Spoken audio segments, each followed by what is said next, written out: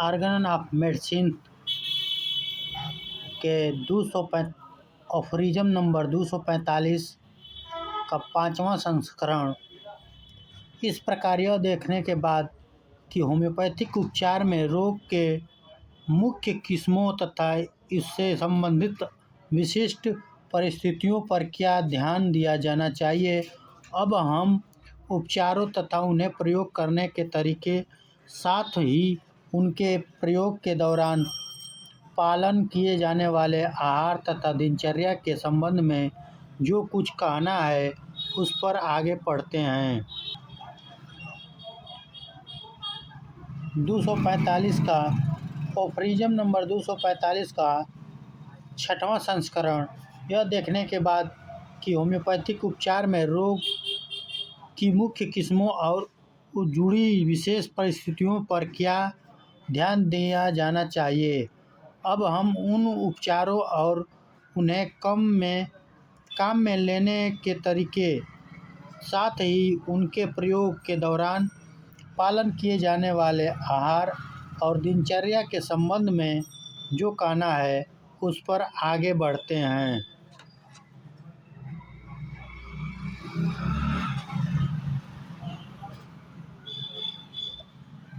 ऑफरिज्म number 246 5वां संस्करण। दूसरी ओर बहुत ही छोटी खुराक के परिणामस्वरूप धीरे धीरे प्रगतिशील सुधार जिसका चयन सटीक रूप से होम्योपैथिक रूप में किया गया है, जब इसकी क्रिया की अवधि में कोई बाधा नहीं आती है, तो कभी-कभी 40, 50 या 100 दिन की अवधि में वह सारा लाभ प्राप्त कर लेता है जो प्रसंगत औषधि अपनी प्रकृति से किसी दिए गए मामले में करने में सक्षम है। और इसके अलावा यह चिकित्सा और रोग दोनों के लिए बहुत महत्वपूर्ण बात होनी चाहिए। यदि संभव हो तो इस अवधि को आधा, एक चौथाई या उससे कम भी किया जाना चाहिए, ताकि बहुत अधिक तेज़ से इलाज प्राप्त किया जा सके और यह बहुत ही खुशी से प्रभावित हो सकता है। जैसे कि हाल ही में और बार-बार दोहराया गया अवलोकनों से पता चला है कि 3 परिस्थितियों के तहत सबसे पहले, यदि अत्यंत सावधानी से चुनी गई दवा पूरी तरह से होम्योपैथिक है। दूसरे, यदि इससे सबसे छोटी खुराक में दिया गया था ताकि महत्वपूर्ण शक्ति की कमी में कम संभव उत्तेजना पैदा हो और फिर भी इसमें आवश्यक परिवर्तन को प्रभावित करने के लिए पर्याप्त हो। और तीसरे, यदि सबसे अच्छी चुनी गई दवा की यह सबसे छोटी लेकिन शक्तिशाली खुराक उचित अंतराल पर दोहराई जाती है, जिससे अनुभव से अधिकतम सीमा तक इलाज को तेज करने के लिए सबसे अनुकूल घोषित किया होगा। फिर भी उस महत्वपूर्ण शक्ति के बिना जिसे प्रभावित करने की कोशिश की जाती है, एक सामान्य औषधि रोग के उत्पादन के लिए खुद को उत्तेजित और प्रतिकूल प्रतिक्रियाओं के लिए प्रेरित महसूस करने में सक्षम होने के बिना। ऑफरिज्म नंबर 246 का 6वां संस्करण। उपचार के दौरान प्रत्यक्ष रूप से प्रगतिशील और आश्चर्यजनक रूप से बढ़ता सुधार एक ऐसी स्थिति जब तक यह बनी रहती है, किसी भी दवा के प्रशासन की हर पुनरावृत्ति को पूरी तरह से रोकती है, क्योंकि ली गई दवा का सारा अच्छा प्रभाव अब अपनी समाप्ति की ओर बढ़ रहा है। यह अक्सर तीव्र रोग में कारण नहीं होता है, लेकिन दूसरी ओर अधिक पुरानी बीमारियों में उचित रूप से चयनित होम्योपैथिक उपचार की एक खुराक भी कभी-कभी धीरे-धीरे प्रगतिशील सुधार के साथ भी पूरा हो जाती है और वह मदद देती है। ऐसे मामले में ऐसी दवा 40 से 50, 60, 100 दिन के भीतर स्वायत्त रूप से प्राप्त कर सकती है। हालांकि ऐसा बहुत कम ही दे होता है और इसके अलावा यह चिकित्सक के साथ-साथ रोगी के लिए भी बहुत महत्वपूर्ण बात होनी चाहिए कि यदि संभव हो तो इस अवधि को आधा या एक चौथाई या उससे भी कम कर दिया जाना चाहिए ताकि बहुत अधिक तेज़ी से इलाज प्राप्त किया जा सके और यह बहुत ही खुशी से प्रभावित हो सकता है। जैसे कि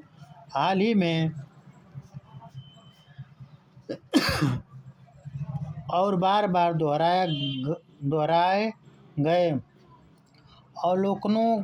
ने मुझे निम्नलिखित स्थिति के तहत सिखाया है। सबसे पहले, यदि अत्यंत सावधानी से चुनी गई दवा पूरी तरह से होम्योपैथिक थी। दूसरे, यदि यह अत्यधिक शक्तिशाली है, पानी में घुल गई है और उचित छोटी खुराक में दी गई है, तो अनुभव ने इसे निश्चित अंतराल पर सबसे जल्दी इलाज की उपलब्धि के लिए सबसे उपयुक्त माना है। लेकिन सावधानी के साथ कि प्रत्येक खुराक की मात्रा पहले और बाद की खुराक से कुछ बेहद तक अलग हो, ताकि महत्वपूर्ण सिद्धांत जिससे एक समान औषधियों रोग और बदलना जाना है, वह अप्रिय प्रतिक्रियाओं और विद्रोह के लिए उत्तेजित न हो, जैसे कि हमेशा अपरिवर्तित और विशेष रूप से तेजी से दोहराई गई खुराक के साथ होता है। ऑर्गेन ऑफ मेडिसिन ऑफरीजन नंबर 247 पाँचवां संस्करण। इन परिस्थितियों में सर्वोत्तम चुनी गई होम्योपैथिक औषधि की सबसे छोटी खुराक को सर्वोत्तम अक्सर अविश्वसनीय परिणामों के साथ 14, 12, 10, 8, 7 दिनों के अंतराल पर दोहराया जा सकता है और जहां तीव्रता अपेक्षित और तीव्र रोग के मामलों में, जैसे पुरानी बीमारियों में, और भी कम अंतराल पर, लेकिन तीव्र रोग में बहुत ही कम अवधि में, हर 24, 12, 8, 4 घंटे में, बहुत तीव्र में हर घंटे, यह तक कि हर 5 मिनट में। हर मामले में रोगी को कम या ज़्यादा तीव्र पाठ्यक्रम और प्रयुक्त औषधि की क्रिया के अनुपात में, जैसा कि अंतिम नोट में अधिक स्पष्ट रूप से समझाया गया है। ऑफरीजन नंबर 247 का 6वां संस्करण। किसी औषधि की एक ही अपरिवर्तित खुराक को एक बार दोहराया अव्यावहारिक है। इनकी बार-बार पुनरावृत्ति की बात हो तो छोड़ ही दें और इलाज में देरी न करने के लिए कम अंतराल पर प्राण तत्व ऐसी अपरिवर्तित खुराक को प्रतिरोधन के बिना स्वीकार नहीं करती, अर्थात बिना औषधि के अन्य लक्षणों के प्रकट होने के, जो कि ठीक किए जाने वाले रोग के समान है, क्योंकि पिछला खुराक प्राण तत्व में अपेक्षित परिवर्तन पहले ही कर चुकी है और उसी औषधि की गतिशील रूप से पूर्णतया सामान्य अपरिवर्तित दूसरी खुराक अब प्राण शक्ति वाइटल फोर्स की वह स्थितियां नहीं पाती। रोगी को ऐसी अन्य अपरिवर्तित खुराक प्राप्त करके वास्तव में दूसरे तरीके से बीमार किया जा सकता है, यहाँ की यह कि उससे भी अधिक बीमार क्योंकि अब दी गई औषधि के केवल वे लक्षण सक्रिय रहते हैं जो मूल रोग के लिए होम्योपैथिक नहीं थे। इसलिए उपचार की दशा में कोई कदम नहीं उठाया जा सकता। केवल रोगी की स्थिति में वास्तविक वृद्धि हो सकती है, लेकिन यदि अगली खुराक को हर बार थोड़ा थोड़ा बदला जाए अर्थात कुछ अधिक शक्तिशाली बनाया जाए। ऑफरिज्म नंबर 269 से 270 तो प्राण तत्व को उसी औषधि द्वारा बिना किसी कठिनाई के बदला जा सकता है। प्राकृतिक रोग के कम होने की अनुभूति और इस प्रकार उपचार को निकट लाया जा सकता है। ऑर्गन ऑफ मेडिसिन का ऑफरिज्म नंबर 248 पाँचवां संस्करण परिस्थितियों के अनुसार एक ही दवा की खुराक कई बार दोहराई जा सकती है, लेकिन केवल तब तक जब तक कि या तो रोगी ठीक न हो जाए या एक ही दवा काम करना बंद कर दे और बाकी रोग लक्षणों के अलग अलग समूह को प्रस्तुत करते हुए अलग होम्योपैथिक उपचार की मांग करे। ऑफरिज्म नंबर 248 का छठवां संस्करण। इस उद्देश्य के लिए हम औषधि घोल को नए सिरे से शक्तिशाली बनाते हैं, शायद 8, 10, 12 खुराक के साथ, जिससे हम रोगी को एक या बढ़ते हुए कई चम्मच खुराक देते हैं। लंबे समय तक चलने वाली बीमारियों में रोजाना या हर दूसरे दिन, तीव्र रोगों में हर 2 से 6 घंटे में और बहुत जरूरी मामलों में हर घंटे या उससे अधिक बार। इस प्रकार पुरानी बीमारियों में हर सही ढंग से चुनी गई होम्योपैथिक दवा, यह तक कि जिनकी कार्रवाई लंबे समय तक होती है, लगातार बढ़ती सफलता के साथ महीनों तक रोजाना दोहराई जा सकती है। यदि घोल का उपयोग 7 से 15 दिन में किया जाता है, तो उस दवा के अगले घोल में यदि अभी भी संकेत दिया गया है तो एक या हालांकि शायद ही कभी उच्च शक्ति की कई गोलियां मिलाना आवश्यक है, जिससे हम तब तक जारी रखते हैं जब तक कि रोगी को एक या दूसरी शिकायत का सामना किए बिना निरंतर सुधार का अनुभव होता है, जो उसे अपने जीवन में पहले कभी नहीं हुई थी। क्योंकि अगर ऐसा होता है, अगर बीमारी का संतुलन बदलने हुए लक्षणों के समूह में दिखाई देता है, तो दूसरी एक होम्योपैथिक रूप में संबंधित दवा को अंतिम के स्थान पर चुना जाना चाहिए और उसी दोहराई गई खुराक में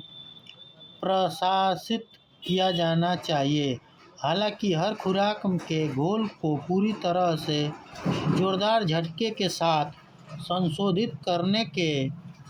बारे में सावधान रहना चाहिए। इस प्रकार इसकी शक्ति की डिग्री को बदलना और इसे कुछ हद तक बढ़ाना चाहिए। दूसरी ओर, यदि अच्छी तरह से सांकेतिक होम्योपैथिक उपचार के लगभग दैनिक दोहराव के दौरान पुरानी बीमारियों के उपचार के अंत में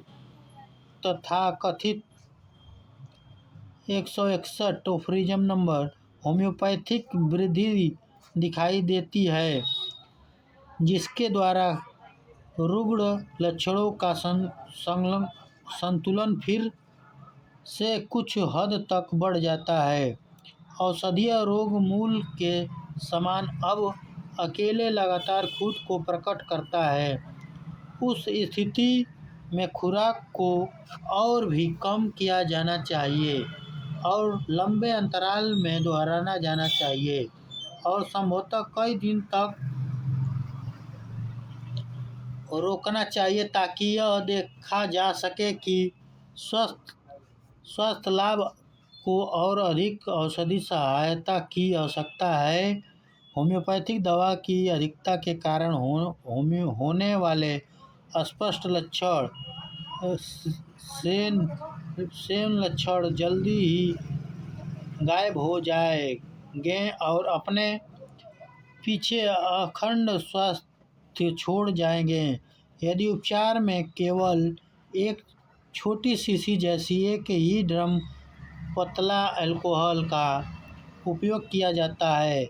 जिसमें औषधि की एक गोली होती है, जिसे प्रत्येक 2, 3 या 4 दिन के ग्रहण द्वारा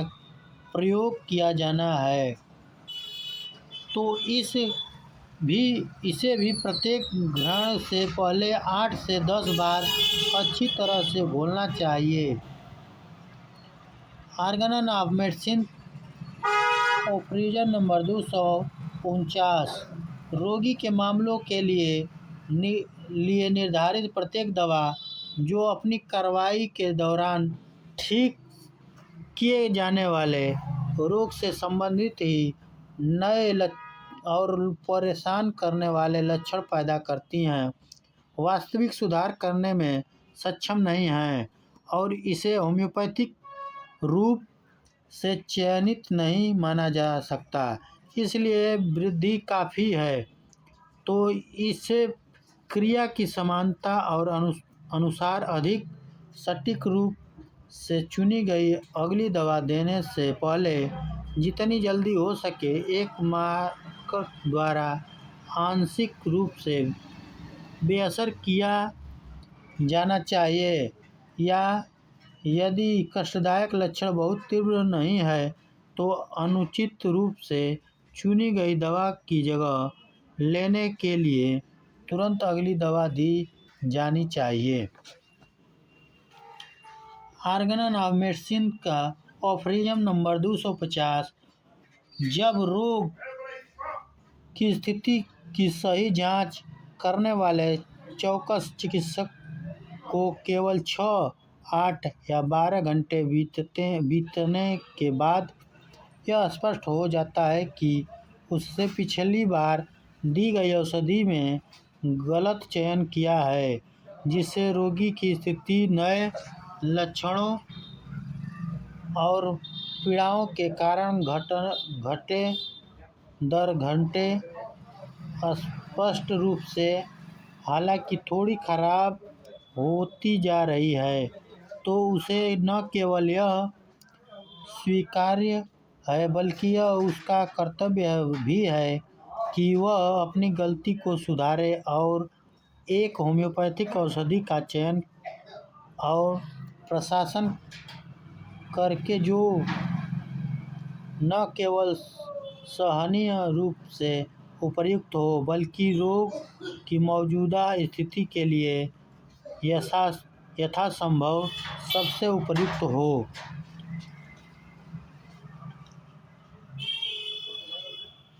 यह वीडियो बहुत लंबी हो जाएगी, इसलिए अगली वीडियो में इसके आगे का वीडियो मैं डालूँगा।